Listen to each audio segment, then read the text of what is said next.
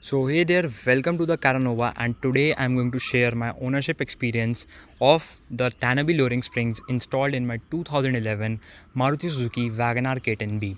So I'll start with the negatives first. So the first negative is the ground clearance. The car has gone down by 35 mm at the rear and 30 mm at the front, and the ground clearance, though not very impractical, but it is quite tricky to take it to rural roads.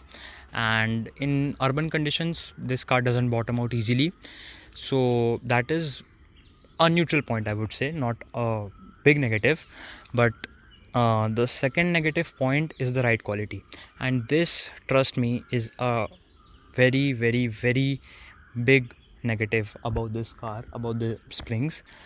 So I've done some research and I found out that if I had a coilover setup, it would have been better, the ride quality would have been better, to because the shock absorbers would have been made to complement the lowering springs. But now with the stock shocks and the aftermarket springs, the car is quite messed up, I would say. And especially at the rear, the car is very bouncy, and I would say it's almost unbearable for the rear passengers. The rear passengers find it unbearable and hard to sit at the rear on long distance or even inside the city, because it's actually quite bouncy at the rear. So that's that. And the third negative would be I would like to give another mention to the stiff ride quality, because it is kind of too stiff. It just makes every bump noticeable. So that's three negatives out of the way. And now I would like to talk about the positives. So the first and the biggest positive, and the reason why I am not taking these springs out and installing the stock springs back, are the handling characteristics. And oh my god, this Wagon R has less body roll than, believe me, some of the good handlings monocoque chassis based compact SUVs. I know this is a very weird comparison, but believe me, in the stock form, with these puny tires and this tall stance, the car used to have more body roll than, say, a Creta, and obviously more than an EcoSport and some other compact SUVs.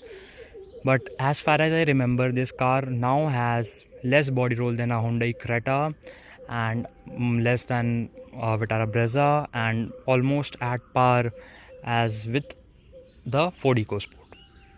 So that's a really big compliment for the springs. And the second positive would be, according to me, the stance. So many people don't like the lowered stance, but I did not like the narrow and tall stance. I like, it's definitely not a wide car, but now that it's lower, it appears to be, it kind of is an illusion, but it appears to be a bit more wider. So that's good. And one of the things I adore about this is no fender gap. Okay, earlier I did not used to notice this in a lot of cars, but after the lowering spring installation, I see this in every car, and I don't know why I feel annoyed if there is a lot of gap between the fender and the wheels. So this is definitely a positive point about the loading spring, the lowered stance. And after the number of negatives that I have made you guys listen to, you would probably be thinking why I spent 32k on lowering springs on such a budget hatchback which isn't meant for handling. That's the point. I would like to tell you, this car holds a lot of sentimental value for me, and if it were on me, I would never sell this car. So I was just exploring, and I did not know how to improve the handling characteristics of this car, because I love driving, and I kind of love driving fast and hard, and this car wasn't meant for this, and believe me or not, I still did. So after the lowering springs, the car has actually improved into a better handling car, and it is fine with me. The negatives I can bear, but I'm in love with the handling characteristics, so I don't want to get rid of the springs, even though they have a lot of negatives. And third, if given a chance, would I go for a coilover setup if I had the money? Yes, I would go for a coilover setup. Even though my car is 10 years and 1.8 lakh kilometers old, I would still go for a coilover setup, coilover conversion if I wanted to spend that much, and probably I will after a few more years. So that's that. And the fourth thing, should you spend on lowering springs if they are available for your car? So I would like to answer it in a brief answer. See, if it's your project car, or if your family rarely sits in the car in which you are going to install the lowering springs, it's okay, you can install them. But if it's a primary car or even a secondary car which is used by the family, then please think of it. If you have an enthusiast family, then it's good. But oh my god, that's a TSI. So sorry to get disturbed.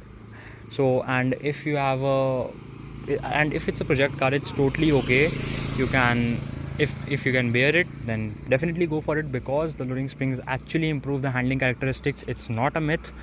But do note, these do not offer much value, because spending 32k rupees on just springs might not be a very financially sound decision. But it's totally your take, and me being a financially irresponsible guy, I did spend on it. So that's that. And thank you for watching this video, guys. I hope you like this video, and if you have any other query about the lowering springs or in general about my car, then please do mention it in the comments, and I'll definitely try to make a video or respond to it. And also, I'm really sorry, my car is so dirty. It has been constantly doing highway trips, so didn't get a chance to get her cleaned.